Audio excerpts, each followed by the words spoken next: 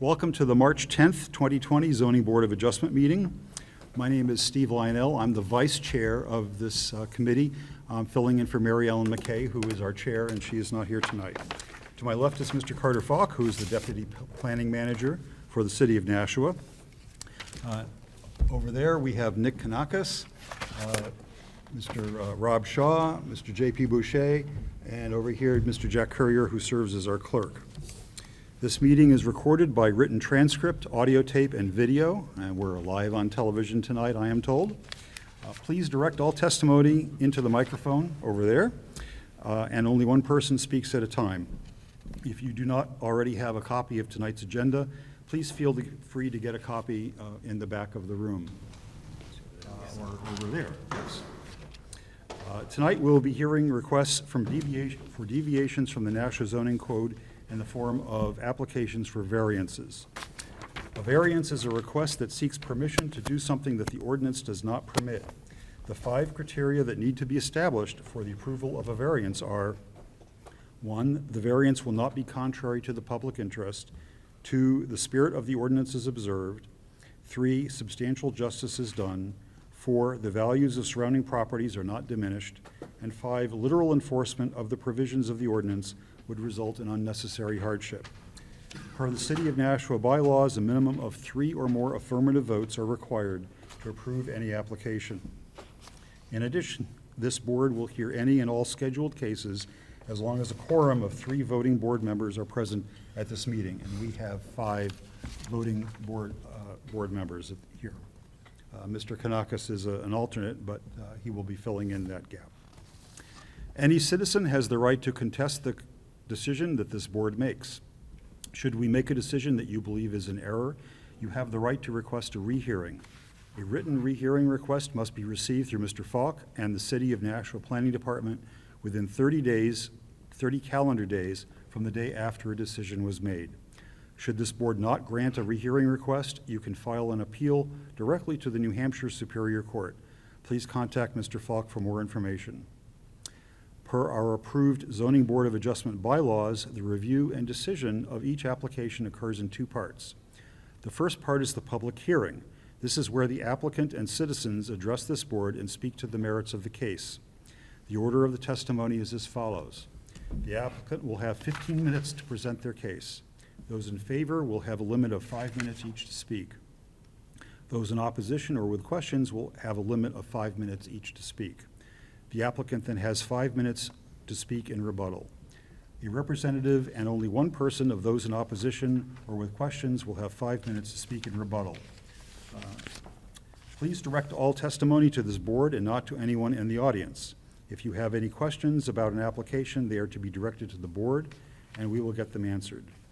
The second part is the public meeting, where this board debates the merits of the case amongst ourselves. Please note that during the public meeting, there is no testimony allowed from the audience. Please silence or turn off your cell phones. If you need to have a conversation, please feel free to step out into the hallway. The acoustics in this auditorium are very good. Mr. Falk, are there any changes to tonight's agenda? No, there are not. Okay. Does anyone have any questions before we begin? No questions, okay.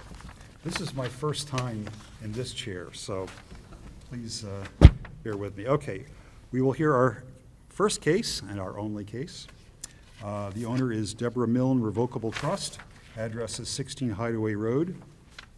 And the description is Deborah Milne Revocable Trust, owner 16 Hideaway Road, Sheet G, Lot 147, requesting variance from Land Use Code Section 190-16, Table 16-3, to encroach 5 feet into the required 20-foot required front yard setback on Robin Lane, to remove an existing 1-car garage and construct an attached 24-foot by 28-foot 2-car garage. This is in the R18 zone, Ward 2. Would the applicant please come up? Welcome. Please adjust the microphone to your height if you wish to make it more comfortable, or you may even pull it out if you want to speak into the microphone. Okay. Push down. Yes, it's a little stiff. You can push it down. Oh, thank you. So my name is Deborah Milne. I am the owner of the home at 16 Hideaway Road in Nashua. I've lived there for 40 years. So I think Carter pretty much summed up my request and why I'm asking for this variance. I currently have a one-car garage, and I'd like very much to expand it to a two-car garage. How can I help you understand the request in more detail, I guess? Your application is quite detailed, and we definitely appreciate the drawings from the different views. That's something we don't often get for a request of this nature. Does any member of the board have questions for Ms. Milne? How much closer, what's the existing edge of the existing garage now, and how much closer is your proposal than what's presently there? So we're asking for an additional 5 feet, and we're coming out 7 more feet. So it's going to extend for 12 more feet. We're not touching the width at all, as you can see, but the length, we're coming out 12 feet. Okay, thanks. So, thank you for that. Any other members of the board with questions? Mr. Shaw? The second floor above the new two-car garage, will that be living space or? No. We only need that for storage. Okay, thank you. Any other questions? Yeah, just to clarify, the garage is 24 feet wide or 28 feet wide? It is 24 feet wide. By 28 deep? Okay. Yep. Well, it's proposed to be 28 deep, yeah. Thank you. No more questions? Okay, thank you. You may have a seat. Is there anybody in the audience with, who would like to speak in favor of this proposal? Yeah, I'm sorry, I didn't mention, you may have in front of you, we went to each of our neighbors and got in writing just a statement agreeing with the proposed change. We have in our, attached to our application, a number of letters in support. Yes. There are Yes. There are six letters of support Correct. from your neighbors. Okay. So we have those, thank Okay. you. Is there anybody in the audience with questions, concerns, or opposition to the application? No, nothing. Seeing none, I will close the public hearing. I'm sorry. Oh, Yep. Maybe just for the record, just in case, maybe you should just read the letter and just the names. Read the names? What we've done in Okay, practice in the sure, past. I And will. we're just going to read the Same names letter, so you could read just a couple sentences once. and then just all the names. Sign it. 11, 12, 13.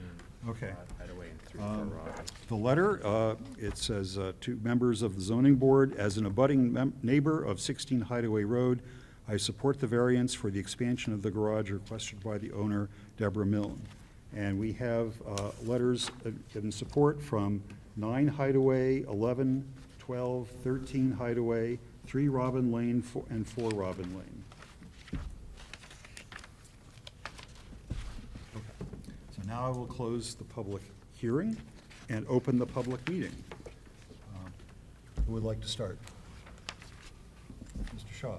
I'm good with this application. I think especially, I mean, there's several factors here. I think the corner lot certainly is a big one to me. Also, it's basically at these dead-end roads as well. And I really just think that, and there's no, as noted in the application, I don't think the applicant really has anywhere else to go with the garage in a way that would make sense and still perhaps not have to encroach on one of the setbacks as well. So again, I'm good with the application. Thanks. Mr. Courier? My observations from the site walk is, I'm in support of it. I mean, one of the things I look for in terms of character of the neighborhood is, does it match the character on either side of the street? Because sometimes on a corner lot, if an encroachment is on one side, it may match looking on one street, but on the other street, it kind of sticks out. However, on Robin Lane, just kind of an eyeball walk by, it looks to be kind of equivalent to the house on the other side of Robin Lane. Plus, Robin Lane isn't very long, and there's not really a pattern of homes that this would look out of character with. And also, the letters in our package are persuasive to me because, I could certainly understand if a butter felt that encroachment was like kind of cutting into their view or something like that, but we haven't heard that, and that's not my sense from the site walk. So I feel it meets a criterion. It's also, I think impressive the applicant has owned it for 40 years, and that tells me they've been there for a long time, and this is what they think will work well for the property. And so I'm good with it. I also agree with everything that's been said. I have really nothing more to add. Okay. Mr. Kanakas? I'm in support as well. Okay. And I am also in support. I think it's very straightforward. I, again, appreciate the detail application. We don't often get this level of detail, and it seems like it's going to be very much in character of the neighborhood. Would somebody care to make a motion? Mr. Shaw, thank you. I'd like to make a motion on behalf of Deborah Milne Revocable Trust, the owner at 16 Hideaway Road. The variance is from Land Use Code, Section 190-16, Table 16-3, to encroach 5 feet into the 20-foot required front yard setback on Robin Lane. And this is to remove an existing one-car garage and construct an attached 24-foot by 28-foot two-car garage, and this is in the R18 zone.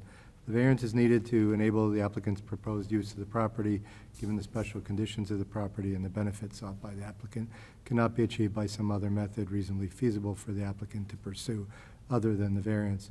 This is, again, partly due to the fact that this is a corner lot, so there are two front yard setbacks that are applied. Also, the position of the house and the addition is such that there's no other reasonable spot to add the additional garage space without encroaching into one of the setbacks. It's within the spirit and intent of the ordinance. There's no indication of any negative effects on surrounding property values of surrounding parcels. It's not contrary to public interest, and substantial justice will be served. Do I hear a second? I don't know if I actually stated. Oh. The motion is for approval Motion of this is variance approval. request. That's what I have here. It Yes. says motion for approval. Mr. Kanakas, second. Any discussion of the motion before we vote?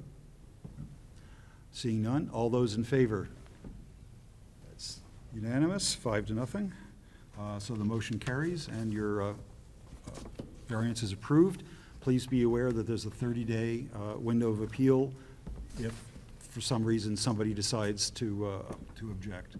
But otherwise, congratulations. Thank you. Thank you. Okay, that is our only case tonight. We have an agenda for the March 24th meeting. You folks could, step out, and our meeting is continuing. Thanks a lot. Does anybody see any regional impact from these, from this agenda? I do not.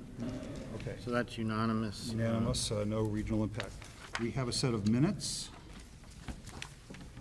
I have somewhere a set of minutes, so here we are, from the February 25th meeting that I was not at. But I did have a comment about the minutes.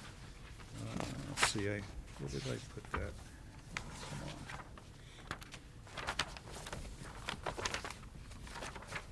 So I thought I did. Oh, yes, on page 8, there was a quote from Sherry Dutsey, and then who was speaking in opposition or with questions, and then it looks like it goes into discussion of the board, but there's no breaking header to indicate that this is a discussion of the board. So I just found that confusing. So I would have expected some sort of, this is the public meeting. Okay, Part. we could add something. Yeah. Is that not normally done? I thought that, I don't think there's normally a, no? Generally you don't, but Okay, no, I will just say that when I was reading it, I was confused because there was one paragraph with Sherry Dutsey and then another with I went Mr. right McCure. into the board. Yeah, but if that's not the way it's normally done, then I don't care. If you guys like, at the end of the person or person speaking in opposition, the rebuttal, we can say, end of public, End of public hearing. hearing, beginning of public. beginning That of would public be hearing. prudent. We Actually, could might always, be helpful to Yeah. have. we could always add that in. It'll be That's a useful. good point. Okay. That's no problem. Thanks. We always make that notation during the meeting itself, so, yeah. I had also pointed Yeah, out to Mr. Falk that on page 19, on the adjournment, it says Mr. Boucher called the meeting closed at 9:24, and I think that's a copy and paste from the previous minutes, so he's already corrected the copy to say Ms. McKay. Yeah, it's already done. I didn't catch that one. Okay, very Yeah. good. Any other comments on the minutes? Approved with changes. Approved with changes. changes. Okay. Motion to approve the minutes with changes, Mr. So moved. Mr. Shaw, second. Mr. Kanakas. All those in favor, or discussion first? Discussion. Okay, no discussion, okay. All those in favor, 5-0, okay. Let's see, I think that's. I think that's all I had in the, That's all we have. we have, Okay, yeah, so- we have a little bit of a busier agenda next meeting, so. Yes. Okay, motion to adjourn. Who would like to So make, moved. Mr. Shaw would like to make a motion to adjourn. Who will second? Mr. Kanaka, second. All those in favor of adjourning? Okay. 40. 6:46. Hey. Could be a record.